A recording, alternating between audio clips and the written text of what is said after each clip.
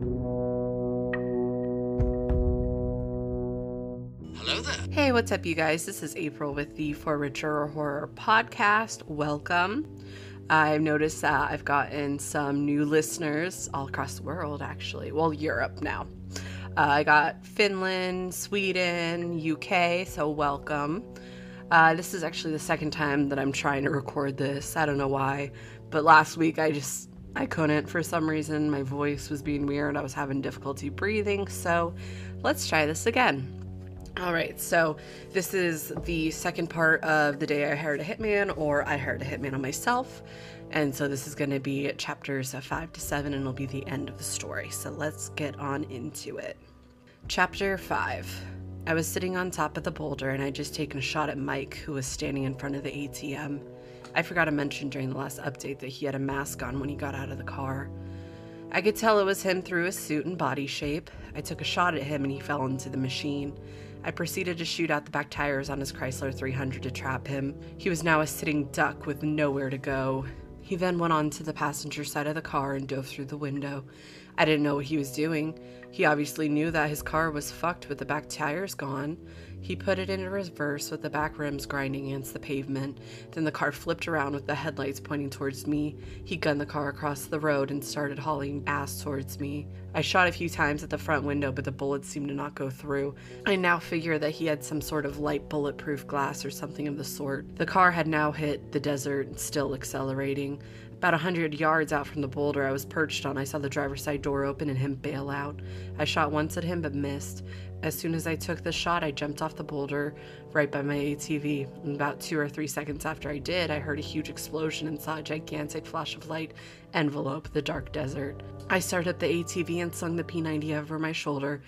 As I rounded the boulder, I saw Mike's car engulfed in flames. I flew past it, searching for him with my 9mm out. He was nowhere in sight. I gunned it to the bank and ran up to the ATM he was just at. The weird electronic device with wires hanging out of it was still stuck in it. I grabbed it and took off. I guess he forgot it in all the commotion. I took off towards my car, still trying to look for Mike in the desert as I passed by it. Again, he was nowhere to be seen. I took off my ski mask and put it in my pocket as I was speeding down the street. I was pissed I'd let him get away. It wasn't going to be easy to get another chance like the one I just had. As I arrived at my car, I heard sirens in the distance. I knew I couldn't leave the ATV out in the open for the cops to find, so I found some bushes on the edge of the park. I took some wet wipes I had in my backpack and wiped off the handlebars and a few other spots where I thought my prints would be. I ran as quickly as I could after hiding the ATV and got into my car. As I was driving away, I could hear more and more sirens in the distance. I hauled ass out of the area in order to not be linked with what had just happened. It was about half an hour later, I finally arrived back in my hotel, exhausted and angry that I'd missed my chance. I pulled the device that I had just gotten out of my pocket and started doing some research. I didn't find much on the outer web, but on the darknet I found some similar devices. They were apparently for hacking into ATMs and pulling money out of people's accounts. I needed to figure out what he was doing with this thing, so I drove to a nearby coffee shop and used their Wi-Fi. I checked my bank account and saw several $1,000s missing from my account. All of my transactions were in $1,000 increments, one day after another. It blew my mind. They were taking money slowly out of my account in order to bankrupt me to slow me down. This just pissed me off more than anything. You weren't playing this game very fairly, Mike. Whatever the fuck that's supposed to mean. I went back to my motel and crashed. When I awoke, it was already daytime around 10 a.m. I finally got a good night's rest. God knows I needed it. I sat up on the bed thinking, technically, Mike was it now, and I figured he was a bit pissed that I caught him by surprise. Oh, and on top of that, he destroyed his car to get away from me, and he probably had to walk for hours and hours back to his hotel, or call a taxi. Made me smile that I put him through all of that. He really went through a lot to get out of that situation. I mean, shit, his goddamn car was rigged with fucking explosive just in case he was put in a situation like that. It dawned on me that I wouldn't know what vehicle he was in now, which would make my life that much harder. He could be in any vehicle at any time, which sucked. I just sat on the edge of my bed thinking about all of this, and there was a knock on the door. My adrenaline was pumping again. I heard a key card get put into the slot, and the door handle jiggled a little bit before opening. I grabbed my Glock and chambered around and dove beside my bed. The door was caught by the chain lock. I looked up to see a little Mexican housekeeper looking at me. I put the gun behind my back and stood up. "Housekeeping," she said while looking at me.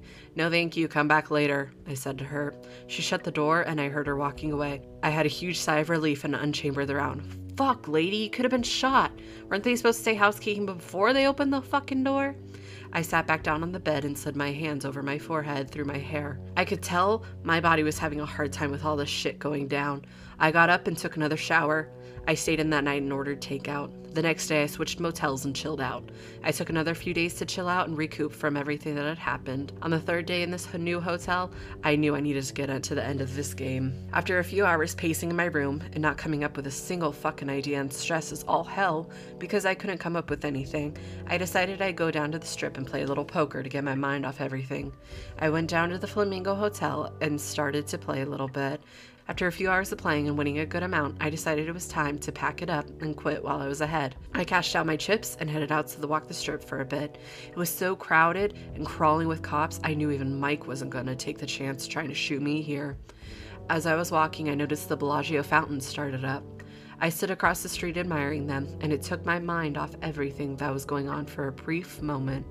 As soon as my mind got sidetracked with the beauty of the jets dancing around one another, I saw something that shocked me to my very core.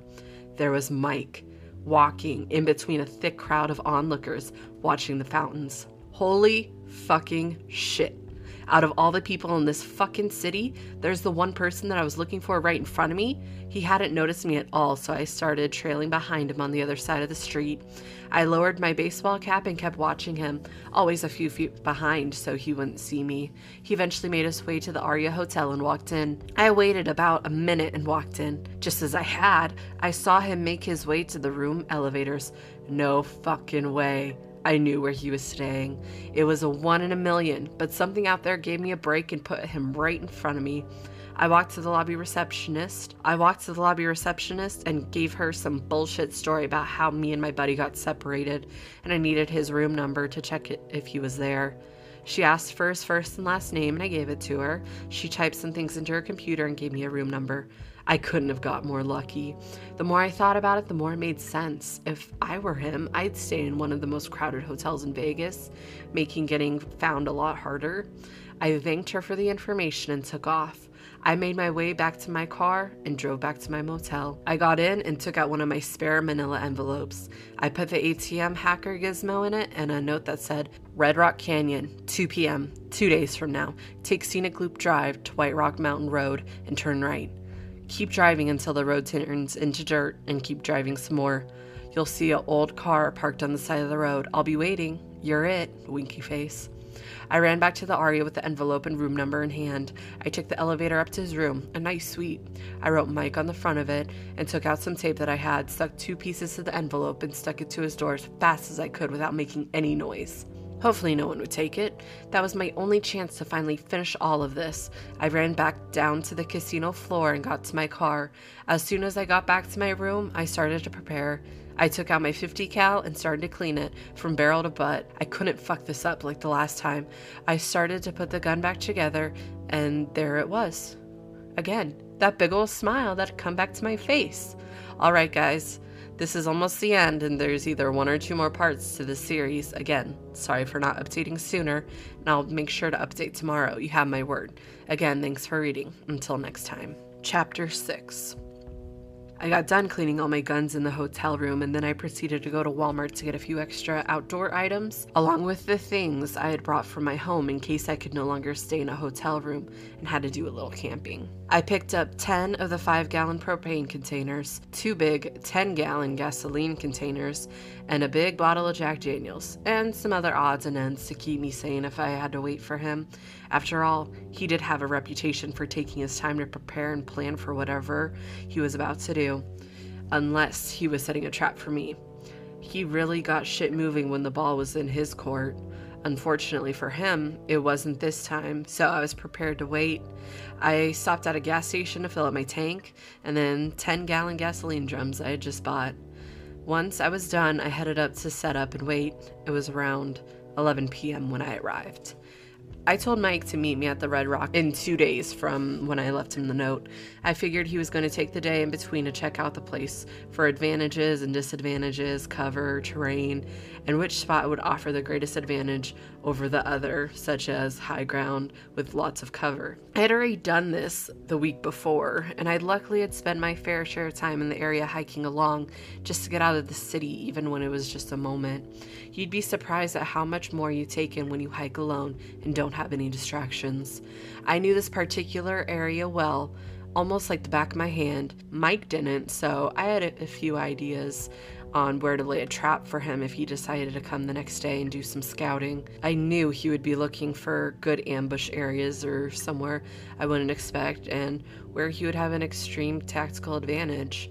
There was an area about 2 miles in from where the paved road turns into dirt. Big boulders surround the road, along with tons of wild trees and bushes. Monsoon season was just coming to an end, so the vegetation was nice and thick, providing lots of sight coverage. I was planning on parking my car after this area in order to provide the illusion that that's where I would ambush him. However, there's a big overhanging plateau formation way in the distance, and it had 3 great perch areas that looked over this entire stretch of road for about 1.5 miles in each direction. This was my best chance I had, and I needed to take it. I arrived at around 11 p.m. and parked my car way off the dirt road and out of the line of sight from people who would be driving on it. I packed up all my gear I would need for the night and started to trek up the area I chose to watch from. I only brought 2 of my guns, my 9mm just in case, it's always good to have backup, and my baby that was a little hungry to do more hunting, the Barrett 50 cal. I finally trekked up the plateau and got the rifle set up for a good shot of incoming traffic. It was around midnight at this point. I'd figure I'd just relax with some Jack and some shitty, easy cook meals for a bit. I had no internet or phone service, so it was good old-fashioned books and a few good comics to keep me entertained. I had other stuff back in the car, but I was content for the night. Around 2:30 or 3 a.m., I heard a car coming down the dirt road toward me. I was a little curious, as no one is usually out here at this time of the night. I figured it was a park ranger or some love crazy kids that just wanted to be alone. Wasn't worried about either, as I had hidden the car extremely well and didn't have any electronics or any other things that would alert people to look up in my direction. I watched as the car got closer and closer to the area I was planning on leaving the car for Mike to see. The car, a blue Toyota RAV4, had rental stickers on the side of the windows, which made me think it was some tourists enjoying the desert at night. But then, once I started to think about it, someone who doesn't know the area, especially while traveling at night, wouldn't even leave the scenic roundabout, let alone come to some random off-trail in the middle of bumfuck Egypt. It dawned on me that Mike probably had to rent a car as I, blew his up. Oops. I waited for a minute, and after being stopped at the area for a minute, someone got out of the car, and holy shit, it was Mike. He had a fucking big-ass bulletproof jacket on, along with some huge assault rifle. It looked like an AR-15, but way more decked out and more like something fucking Rambo would mow people in the rainforest down with. I waited for him to drop his guard and looked for a bit, and then I took a shot. Missed by a bit. Holy shit, how dumb could I be? I didn't reset the scope after cleaning the gun. Fucking details, man. So I went to another perch point and reset the scope, and then I added a bit of other things in the equation like distance and angle, and everything checked out. Mike was behind a boulder that was blocking my view from where I'd first shot at him, but this new perch was just to the side of it. He slowly inched his way into my scope and lined up a second shot. Boom! Holy fuck, this gun sounds beautiful. The bullet drop was a little more than I anticipated, so I hit him in the knee. The bullet blew his fucking leg completely off his body from the knee down. I shot at the gun 3 times to disable it and empty my clip. I made my way down to him. He was looking at me with a shocked look, like, how the fuck did you hit my leg? I put a tourniquet on his leg, but of course searched him for weapons first. He still had the original 9mm with the suppressor on him that he first shot at me with. Memories, man. I then shot him up with the EpiPen I always kept in my first aid kit to keep him alive for a bit longer. A bit cruel, yes, but I didn't want it to end just yet. I had other things for him to see. I dragged him over to his car and put him in the front seat so I could watch him. I went over to him with a bottle of Jack and asked if he wanted a last drink. He sure took that fucking opportunity up, that's for damn sure. I loaded all of the propane tanks into the back, along with both of the gasoline containers. We drove for about 45 minutes, him barely awake, but still fully conscious, and really enjoying the jack. We got up a little ways to the back highway to Mount Charleston, and eventually got to a good straightaway with a sharp turn at the end, with nothing but a little guardrail in between the road and about a 1,300-foot drop. I found a good-sized rock on the side of the road and started to pour gas all over the inside of the vehicle. All Mike did was close his eyes and wait. When I was done and about an hour to launch it, I went up to the door and asked him a simple question. "You want it fast and quick or long and horrible?" He looked at me with a smile and held up the nearly empty Jack Daniels bottle. "Fast, but let me finish this first." He checked the rest of it and said something I'll never forget. "I definitely don't want to die just yet, but you sure set up one hell of a fucking game for yourself." He knew I'd put a hit on myself right after I left him that very first note in my apartment that said, "Tag, you're it." He looked up forward, out the window shield, to the sky and said, "Do it, make it quick and clean, and light this fucking thing and get the fuck out of here." Until the very end, he was a damn good sport about it. If the tables would have turned, I don't think I would have been so nice about it. Boom. In one temple at the other. I set the gas on fire in the back first and placed the car in drive. I then let it fall onto the gas pedal and the car took off. It strayed to the right a bit, but it was going pretty damn fast. By the time it hit the edge, I was walking for about 5 or 6 minutes before the propane tanks exploded. They can handle a bit of heat, I guess. They went off one after another, and the last 4 or 5 of them all went off at once. I got off the highway and started walking the trail back to my area, and that's all how this should have ended, but I'm sorry to say that it hasn't. Mike and I met for the last time at Red Rock Canyon about 6 days ago, and ever since then, some real weird shit has been going on.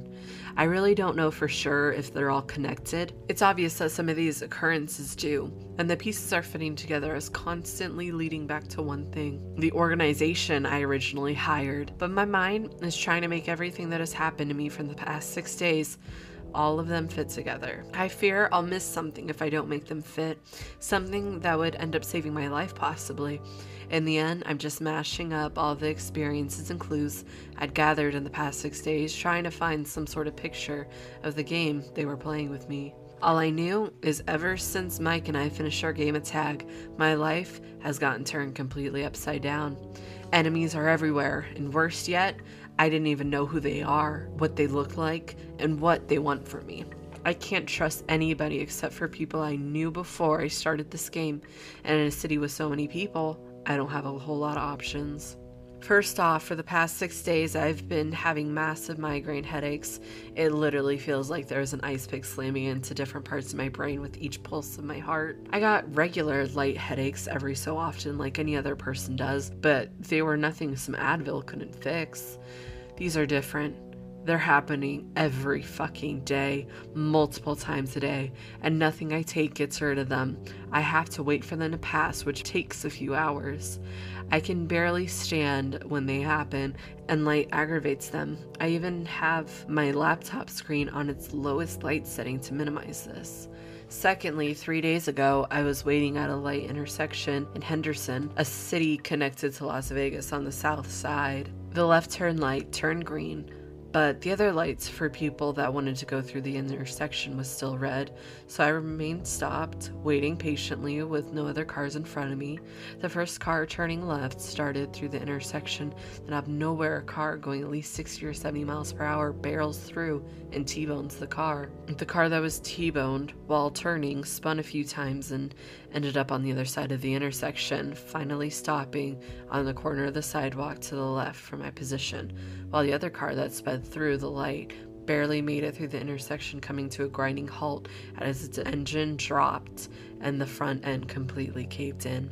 Everyone slammed on their brakes and the intersection was pretty much wide open, so I hit the gas and drove through, parked my car in front of her with my right side wheels up on the curb. I jumped out of my car and ran to hers, praying she was okay, and attempted to open her driver's side door, but it was also caved in where the other car had impacted, so the door lock was busted to shit from the looks of it.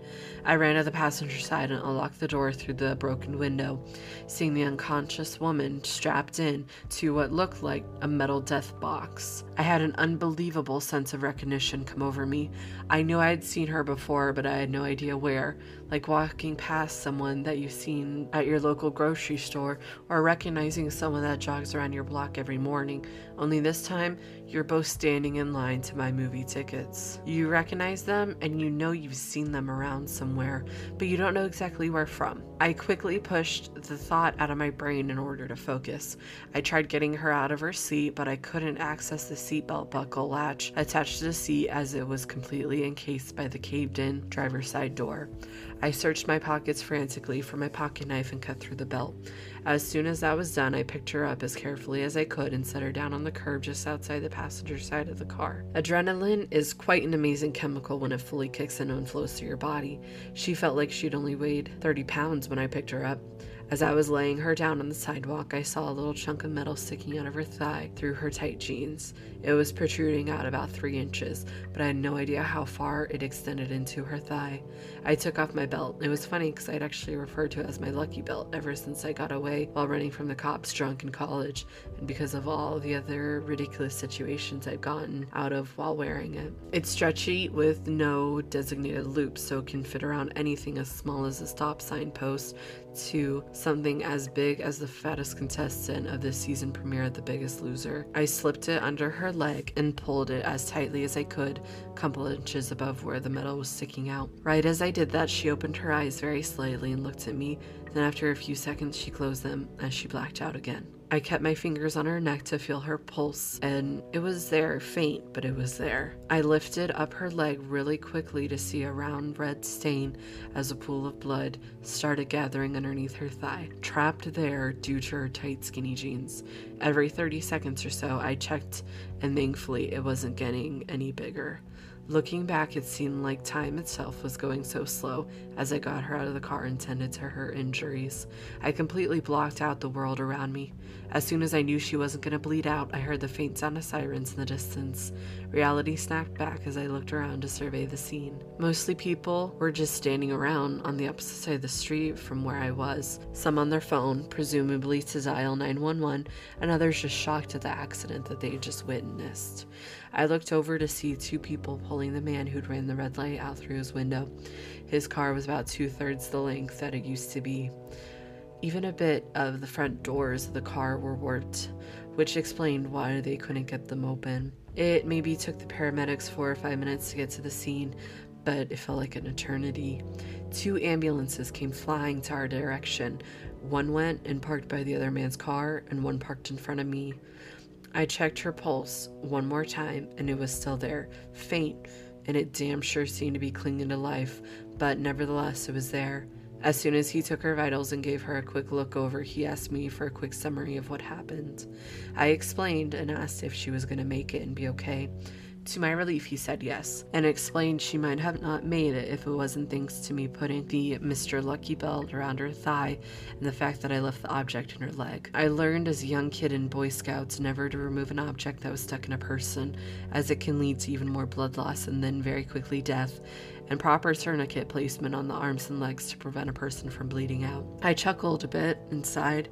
Who would have fucking imagined that I would ever put any of the stuff I learned from my first aid badge to use in the real world? He asked if I wanted my belt back, and I told him no, and to attach a note to it that explained that it was her lucky belt now that it saved her life. We laughed for a quick second as he agreed, and as I turned around, a police officer was approaching me. I'm not too big of a fan of cops, but I figured I was not in any sort of trouble as I had just helped secure the victim of the accident. He asked me if I could give a statement as to what happened, and I agreed. He then turned around and asked me to follow him to his car to get the paperwork, and I saw the other man sitting up on the stretcher the other EMTs pulled out. He was yelling and slurring his words and acting as any obliterated person would after they just caused that bad of an accident. I kept looking at him, and he seemed familiar as well. I didn't recognize him as well as I did the woman I'd helped, but I had definitely seen him before. I heard him shout in a drunken manner at the EMT, "My brakes didn't stop. The brake pedal didn't do nothing. And I couldn't stop. We continued to the cop car, and I gave him my statement. As we were finishing up, another cop came up to the side of him, chuckling a bit, and said, "This guy's BAC was .21, according to the breathalyzer. We also found a half-empty beer can over on the passenger side door. He's saying something about his brakes not working, but he's so fucked up, he probably was hitting the gas pedal instead." The officer taking my statement nodded, and the other cop walked off back to the scene as the tow trucks just arrived. The officer who was taking my statement turned and put the pad and pen on the seat of a squad car. "We're done here," he said in a serious tone, and I turned to walk away. I took a few steps away, and I heard him say, "Oh, by the way." "Yeah?" I asked. "I heard you save that woman's life by slowing the bleeding down until we got here." I turned around and said, "I don't think I saved her by any means. I was just trying to give her as much time as she could until the paramedics arrived." I turned around and started walking away and heard him say in a quiet, deep voice, "Seems like you did the opposite for the other guy who flew off the mountain on the other side of Mount Charleston a few nights ago. Perfect place to go off to. Must have been at least 1,000-foot plunge or more."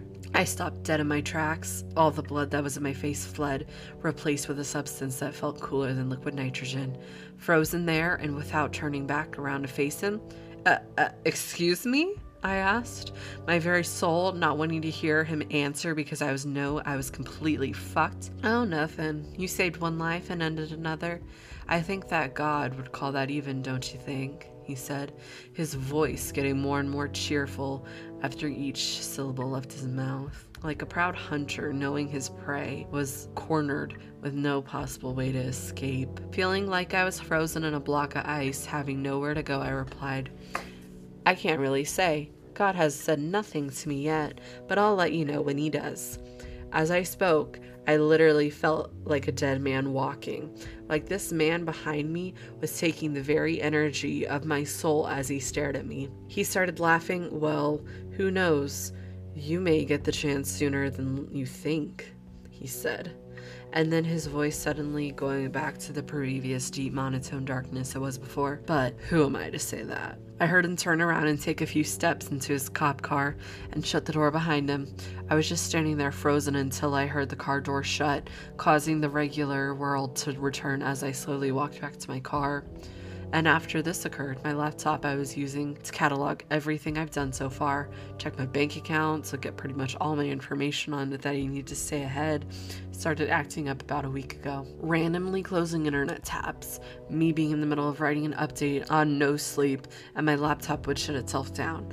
And the final straw was my command bar popping up on its own and writing out, "We are watching, we are everywhere," without me touching my computer. They now had complete control of it, and that it's useless to me. So I had to get a new one and make sure it didn't get hacked. Anyway, guys, looking back at what I just typed, I pretty much wrote a whole fucking prologue to what happens after the game. I'll update it if it continues on from here, but don't count on every day or every other day updates like I'd been doing. Thanks for reading, everyone. Later. It's been fun. I hope you enjoyed. Chapter 7. So I took my hard drive that I had saved from my laptop I had gotten rid of to a buddy of mine who's a programmer to check for how the hell they hacked into my system. I wanted to keep it because I had some shit I wanted on it and that had sentimental value, and I didn't want to find all the songs and movies I downloaded all over again. Anyways, he transferred the things I still wanted over to my laptop and ran all the files through a program to check for abnormal files or viruses hidden in any of the transferred data. He didn't find any, so I was in the clear there. I didn't tell him what had happened in the past month. He just figured I was busy at work or whatever. He downloaded some security software on my new laptop and gave me a few tips on how to avoid my security from getting breached. I probably should have told him that it wasn't just some random guy hacking my system, but if I had gone into details, it could possibly put him at risk, so I just thanked him and went on my way. As I was going back to my hotel and getting up to my room, I saw a man in a suit standing across the street, just staring at me. I went inside, freaking out, and checked out the window every couple minutes to see if he was still there. After a few peeks of him still looking right at me, he got on his phone and eventually left. Shortly after, I went to a hotel, taking U-turns and backtracking to make sure I wasn't followed. I checked in and went to my room to check it out.